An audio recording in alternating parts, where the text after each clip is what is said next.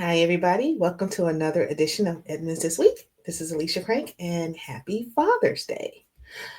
We have a lot to cover today. So I was really hoping this was going to be quite a little, just to talk about events that were going on. But there's a couple of other issues that have popped up that I kind of want to briefly touch upon. And I'm always going to try to start with something I'm hoping is a bit educational for people. Thanks for letting me know that the previous ones I've done where I was hoping to share some information that maybe you didn't know about before, that I was accurate, that it was something that was helpful. So thank you for that feedback. Helps me out a lot. So I want to talk about volunteering. Now, this has been something that's been talked about lately very loudly, just because of budget cut issues, cuts to services. We talked about the parks maintenance signs last week and how many people kind of say, hey, we have groups, we're ready to volunteer. They should really utilize the volunteer base that's here. And I completely agree. However, it's always a however, right? So, however, um, when you talk about something of that enormity, it's not just about showing up one day with a bunch of your mowers or your clippers or whatever and knocking something out in the day and calling it that. If this is really something that we want the city to do, to embrace using a volunteer core, which I think is a great idea, we have to understand that there's a lot more to it. So I want to introduce you to something called the VPA, so the Volunteer Protection Act. And it's really mainly for nonprofits and government entities who are utilizing volunteer support to be able to deliver their services. And as someone who has worked at several large and small nonprofits where we relied heavily on a volunteer base to be able to deliver those services, it was more than just having people show up that day. It was about background checks. It's about, think about liability waivers, things that kind of would make the average person kind of pause for a second because you're like, hey, I just want to do something nice and volunteer my time. But there are liabilities that have to be taken into place. So again, the VPA, from there's federal level and then there's also state level as well. So I really wanted to hone in on Washington State. And again, it pretty much covers most of what could potentially happen having someone volunteer their support into something. However, it's not absolute. There are things that it won't cover, things that would fall under gross negligence, unintentional misconduct, or intentional misconduct, or harm caused by vehicles requiring special licensing. And so I wouldn't say that anyone was going to set out to be grossly negligent. No one's going to set out to do beyond what it is that they're going to say. But let's be honest, Edmonds people, especially if we just go by the comments and the actions that we've seen on our local social media news sites and Facebook pages and stuff, is that there are some of us who think we know better. And so even if you signed up to do a particular thing or looking into going into doing a particular thing, there are some of us who like to push the envelope a little bit and say, I know what's better. I'm going to do this. And, I'm going to ask for forgiveness rather than permission. That's where it gets tricky. So I think the city just needs to be able to, one, create a true kind of solid volunteer program that we can utilize here. That way it can mitigate some of these liability risks. So when I say a volunteer program, Edmonds does have a volunteer, I don't even want to call it a portal, but there's a form. And if you go into the site and, put in the word volunteer, it'll pull you up to a particular page. And I'll show you that in a second. But there isn't like a straight up volunteer page that kind of encompasses all of these things. And I think for the safety of all, I think that would be a good thing for the city to move upon. I want to use the city of Bremerton, for example. I know we don't like looking at other cities, but sometimes it's a good thing. So what I liked about the city of Bremerton is that, again, you go to their city's page and there's a whole dedicated page section around volunteering and various different documents and applications.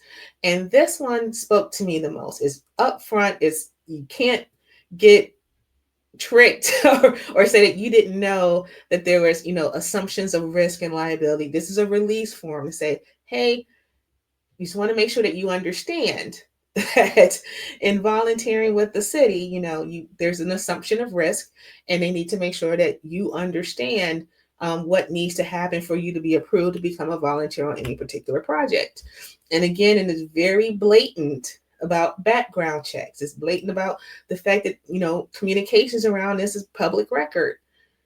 We don't necessarily have that on ours here in Edmonds. You know what I mean? So I want to show you what I mean by that. So if we go into what the city of Edmonds is. So like I said, I had to go onto the page. There was no particular tab around volunteering, at least not one that wasn't kind of towards the top. But once I did put in volunteer, this came up, the Neighborhood Stewards Program application. And again, it was located specifically under Parks and Rec. So if you wanted to volunteer in some other place, I didn't quite see how you could do that without doing further searching. So again, I'm sure the information is there, but it's just not blatant. It's not in your face, like here's what it is. And again, it does go a little bit more into, what volunteers can do, what's prohibited, what the application process is, and then here's the application. And so again, it's kind of very general, but it really does not lean in as much as I wish they would around the liability piece and kind of, doing the waivers and knowing that there's a background check involved. So that's what I would like to see happen. And I think once we can get that started, then I think everything else can start to fall into place. And I do know there are council members on the current council who tout and laud using volunteer support for these things, but you need to have a formalized, in my opinion, a formalized process to make that happen. When I started out in my career, I never wanted to work white collar. I was like, never want to do it. So, of course, I spent the first 10 years of my career in one of the most white collar corporate places you can be, which is institutional trust for a bank. And one of the things I had to do as a 20-something who hated reading long documents, I had to learn how to read trust documents. They are long, they are wordy, there's a lot of legalese. And, one phrase can take something completely out of what you would hope it would be if you're not paying attention. Which leads us to our next topic, RFA. I thought we were done for a while. I kind of checked out once the vote went through, and I'm like, I know there's going to be some other things that need to be worked out, like a non-voting rep and all these other things. So imagine my surprise, and probably a lot of yours, about the story that was written up again by My Edmonds News. Thank you, Larry. About pausing these fees. Now you might be asking yourself, Alicia, why are they pausing fees? I don't understand what's going on. Well, we voted in to be in the RFA, and the effective date is June 1. It's an important date. So June 1, we're out of the contract. We're fully into the RFA, right? Well, the city got an invoice for contract for the month of June. Now, again, we're June 1.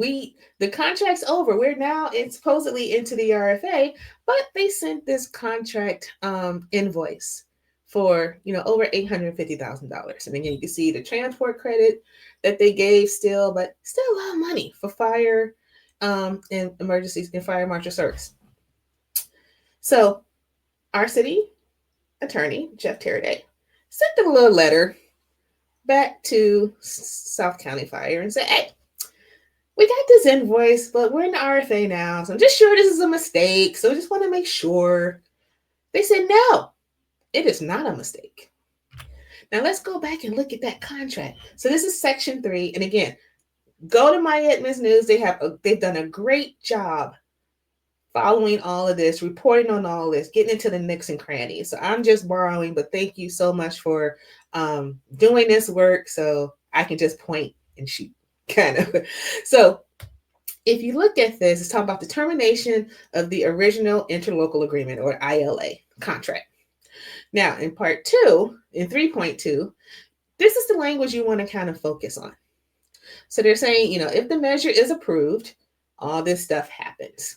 And the original ILA, so the original contract, would terminate at 12:59 p.m. on a date immediately prior to the annexation date. So May 31, done.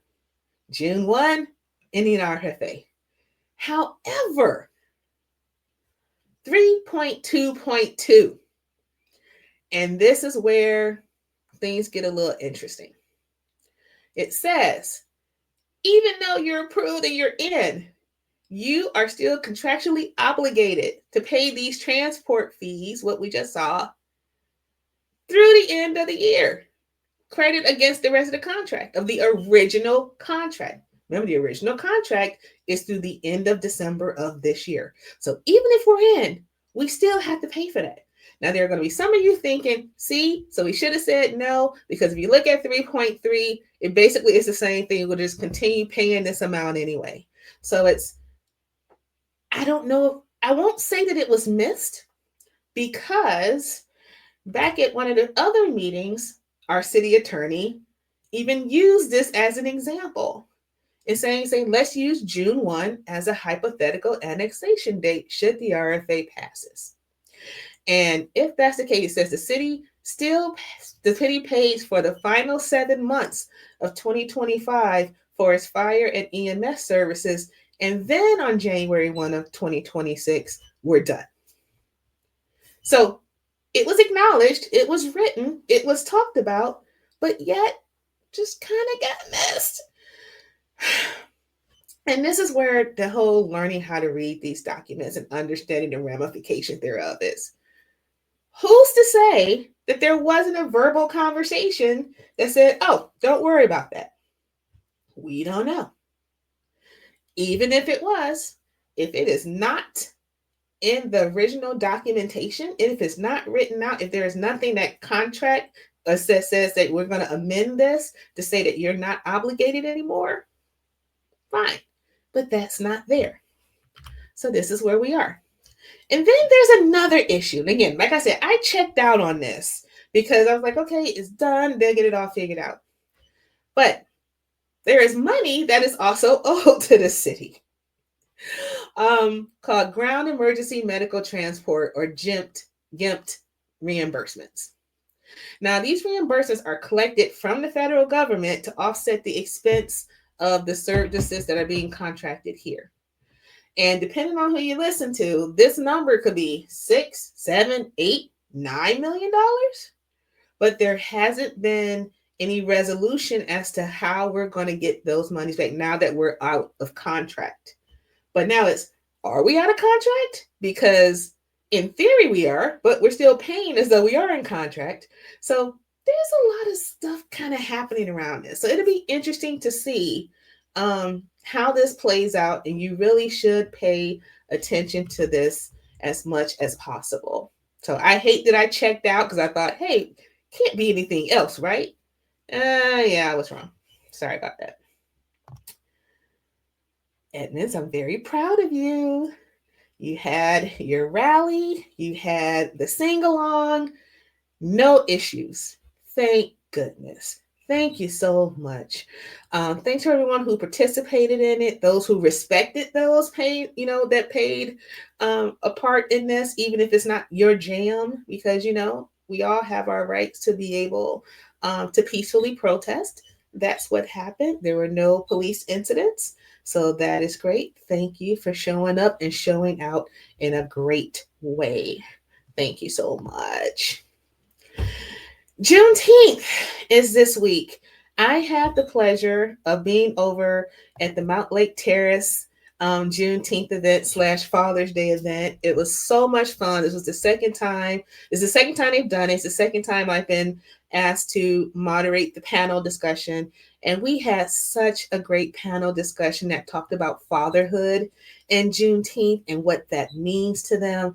We had three generations of the Lott family was there. I'm going to do a whole segment on them at some other point because they brought me to tears in like the best way possible. But it was just so beautiful to see the grandfather, the father, and the daughter there talking about how they support one another in this work. And so thank you, City of Mount Lake Terrace, Snow Isle Libraries, Um, all the people. We had so much fun, and I'm so glad that Northwest Washington Civic Circle got to be a part of that. Speaking of which, I have news, and this is news I did not want to share because that means I have to admit that I am human and can't do all the things. I unfortunately am going through some health issues right now that has taken a toll a lot more than I anticipated, a lot more than it had the previous time I've dealt with these same health issues. And so I am not as energetic. I am needing to convalesce a little bit. So that meant that I had to make the really hard decision to cancel some upcoming events that I was really looking forward to. You know, I really was looking forward to doing the Levy Lift online discussion, especially now with everything that's going on, with other budgetary things. My Bridging the Gap event that we were going to do that talks about Juneteenth and the 4th of July and then other cultural holidays as well. So I'm really sad that I've had to cancel those. If you were planning on coming, I'm sorry. I do hope to be able to pick those up hopefully later in the year when I'm feeling a bit more better to be able to deliver kind of a quality product to you guys. But I did not want to do it if I didn't feel like I could give you the best of me and deliver it in a way that would be beneficial for everybody. So I hope to have an update sooner rather than later on this. But in the meantime, I encourage you to check out the other events that are happening. Um, this Thursday at the Waterfront Center on Juneteenth. We're going to have Juneteenth on the beach by Level. And, you know, if you know Donnie Griffin and Wally Webster and Steve Woodard and all those people, you know, they put on a great event. And the Waterfront Center has been an amazing partner with them and with things that I've done as well in the past in delivering such a great program. So I really do hope that you will take advantage of that free stuff all around, and just a great way to be able to participate and hopefully learn more about what Juneteenth is and its significance in this community, regardless of your skin color. The other thing, too, is that there are still other events going on around Pride. So there's still a few different one, two, three, four, five so events still coming up before the end of this month. So I just want to encourage you to again attend those. Go as a learning session. Go as a supporter. Or if you don't want to go, that's fine. But just stay out of the way of those who do want to enjoy it, because that is the kind of community that we should be. So, with that, I'm going to wrap it up. Again, I hope that there was something educational about this today, especially around the Volunteer Protection Act. And again, I do really want to put the challenge out there for the city to come up with a more formalized volunteer program so that you can use the talent that we have in this city, of people who want to do the work, that want to pitch in, that want to help out. But we also want to make sure that we do it in a way that's safe and we don't have to worry about lawsuits. Oh, yeah, we're going to talk about lawsuits on the next Edmonds this week, because there's some surprising ones out there by some people that I'm kind of scratching my head about. But we're going to talk about that next week. So take care. Have a wonderful week. Happy Juneteenth. Happy Pride. See you next week.